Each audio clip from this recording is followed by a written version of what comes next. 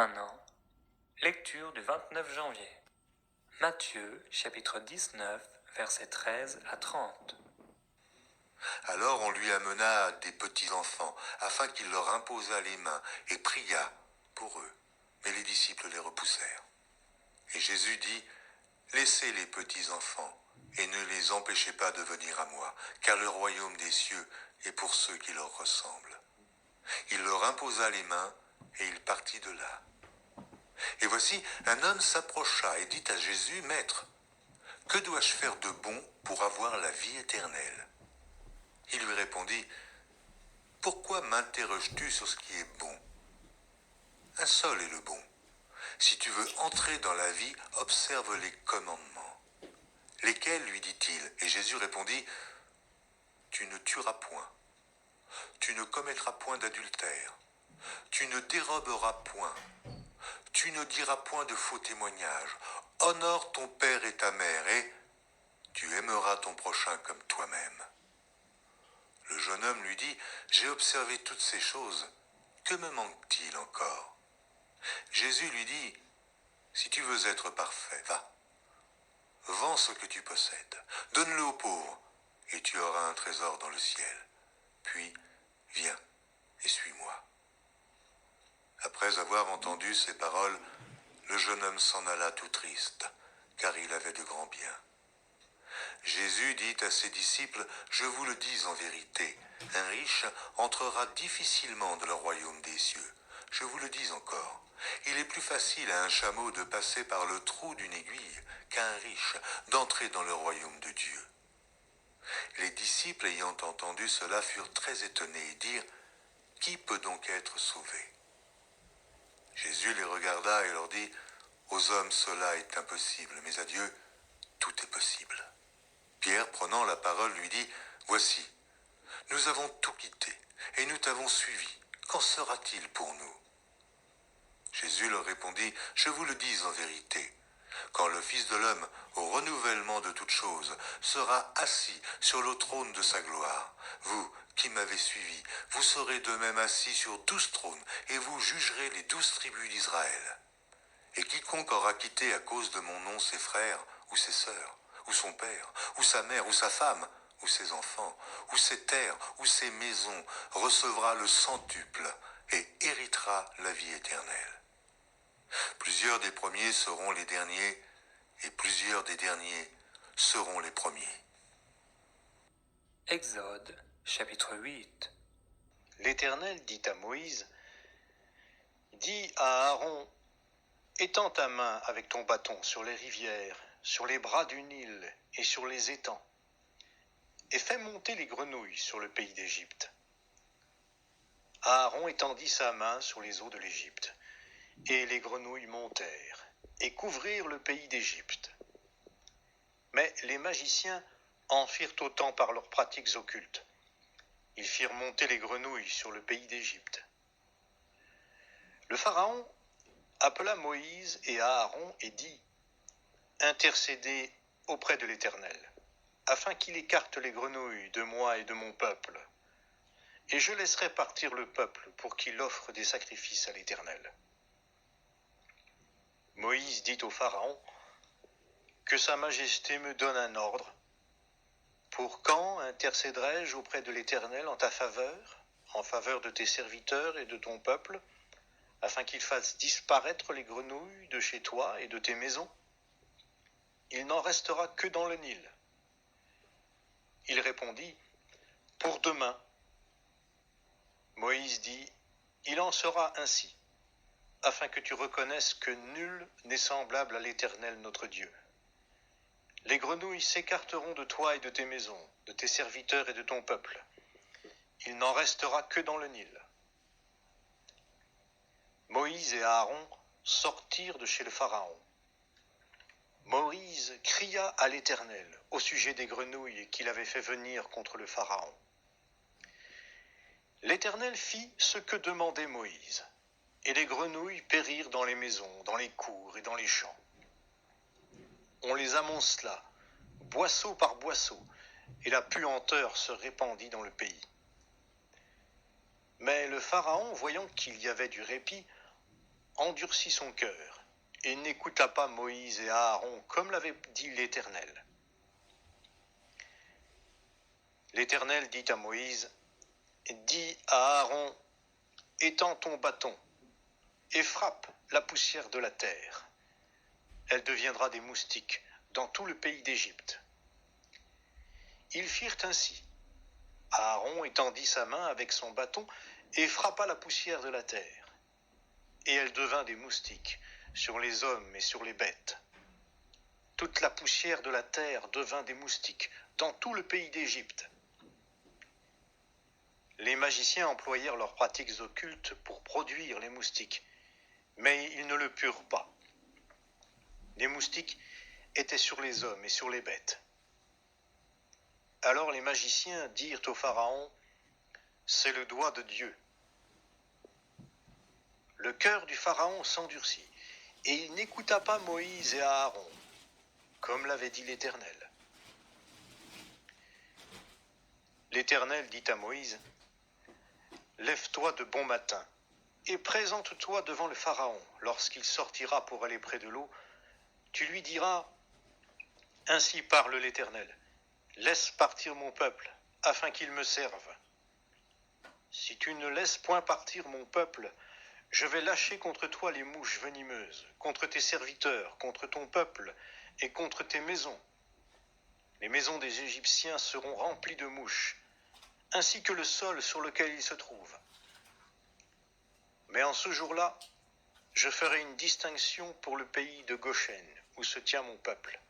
Et là, il n'y aura pas de mouches, afin que tu reconnaisses que moi, l'Éternel, je suis au milieu de ce pays. Je mettrai une démarcation libératrice entre mon peuple et ton peuple. Ce signe sera pour demain. » L'Éternel fit ainsi.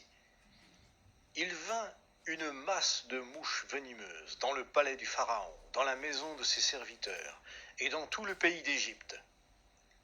Le pays fut dévasté par les mouches. Le Pharaon appela Moïse et Aaron et dit, « Allez offrir des sacrifices à votre Dieu dans le pays. » Moïse répondit, « Il n'est pas régulier d'agir ainsi, car nous offririons à l'Éternel notre Dieu des sacrifices qui sont en horreur aux Égyptiens. Et si nous offrons sous les yeux des Égyptiens des sacrifices dont ils ont horreur, ne nous lapideront-ils pas? Nous ferons 3 journées de marche dans le désert, et nous offrirons des sacrifices à l'Éternel notre Dieu, selon ce qu'il nous dira. » Le Pharaon dit, « Moi, je vais vous laisser partir pour offrir à l'Éternel votre Dieu des sacrifices dans le désert. Seulement, vous ne vous éloignez pas en y allant. Intercédez pour moi. » Moïse répondit, « Voilà, je sors de chez toi et j'intercéderai auprès de l'Éternel.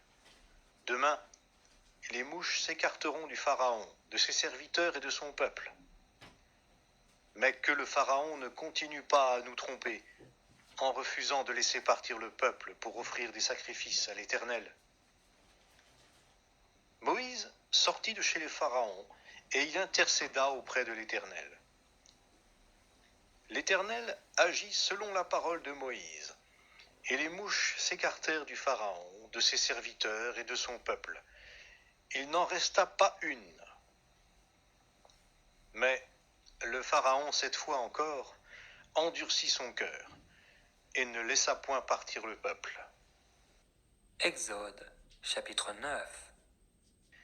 L'Éternel dit à Moïse, « Va vers le Pharaon, et tu lui diras, ainsi parle l'Éternel, le Dieu des Hébreux.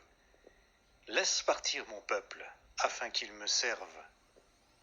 Si tu refuses de le laisser partir, et si tu le retiens encore, la main de l'Éternel sera sur ton cheptel qui est dans la campagne, sur les chevaux, sur les ânes, sur les chameaux, sur le gros et sur le petit bétail. Il y aura une peste très grave. L'Éternel distinguera entre le cheptel d'Israël et le cheptel de l'Égypte, et il ne périra rien de tout ce qui appartient aux Israélites. l'Éternel a fixé l'échéance en disant « Demain, l'Éternel fera cela dans le pays. » L'Éternel fit ainsi dès le lendemain.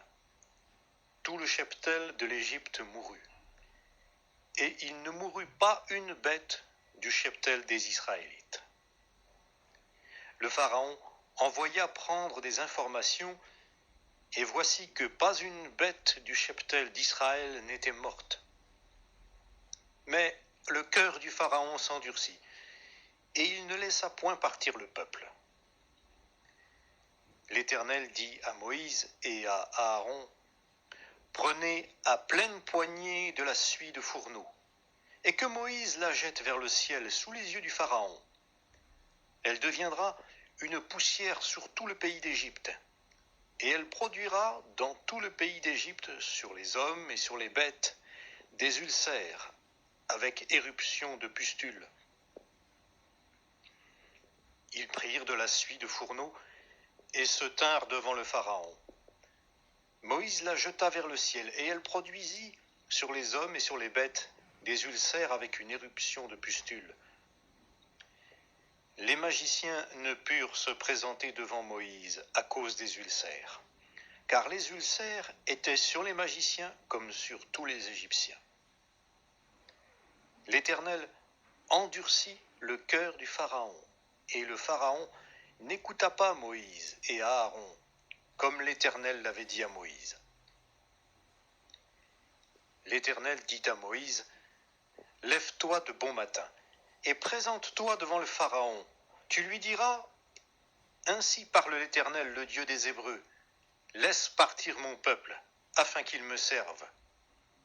Car cette fois, je vais envoyer toutes mes plaies contre ta personne, contre tes serviteurs et contre ton peuple, afin que tu reconnaisses que nul n'est semblable à moi sur toute la terre. Si maintenant j'avais étendu ma main, et si je t'avais frappé par la peste, toi et ton peuple, tu aurais disparu de la terre. Mais je t'ai laissé subsister au contraire, afin de te faire voir ma force, et pour que l'on publie mon nom par toute la terre. Si tu fais encore obstacle à mon peuple, et si tu ne le laisses point partir, je ferai pleuvoir demain à cette heure une grêle si violente qu'il n'y en a pas eu de semblable en Égypte depuis le jour de sa fondation jusqu'à maintenant. Fais donc mettre en sûreté ton cheptel, et tout ce qui est à toi dans la campagne. La grêle tombera sur tous les hommes et sur toutes les bêtes qui se trouvent dans la campagne, et qui n'auront pas été rassemblées dans les maisons, et ils mourront. Ceux des serviteurs du Pharaon qui craignirent la parole de l'Éternel firent retirer en hâte dans les maisons leurs serviteurs et leurs cheptels. Mais ceux qui ne prirent pas à cœur la parole de l'Éternel laissèrent leurs serviteurs et leurs cheptels dans la campagne. L'Éternel dit à Moïse, « Étends ta main vers le ciel, et qu'il tombe de la grêle dans tout le pays d'Égypte, sur les hommes, sur les bêtes et sur toute l'herbe des champs dans le pays d'Égypte. » Moïse étendit son bâton vers le ciel, et l'Éternel envoya le tonnerre et la grêle, et le feu descendit sur la terre. L'Éternel fit pleuvoir de la grêle sur le pays d'Égypte. Il y eut de la grêle, et le feu se mêlait avec la grêle. Elle était si violente qu'il n'y en avait pas eu de semblable dans tout le pays d'Égypte, depuis qu'il existe comme nation. La grêle frappa dans tout le pays d'Égypte, tout ce qui était dans la campagne, depuis les hommes jusqu'aux bêtes. La grêle frappa aussi toute l'herbe des champs, et brisa tous les arbres des champs. Ce fut seulement dans le pays de Goshen, où étaient les Israélites, qu'il n'y eut pas de grêle. Le Pharaon fit appeler Moïse et Aaron et leur dit, « Cette fois, j'ai péché. C'est l'Éternel qui est juste, et moi et mon peuple qui avons tort.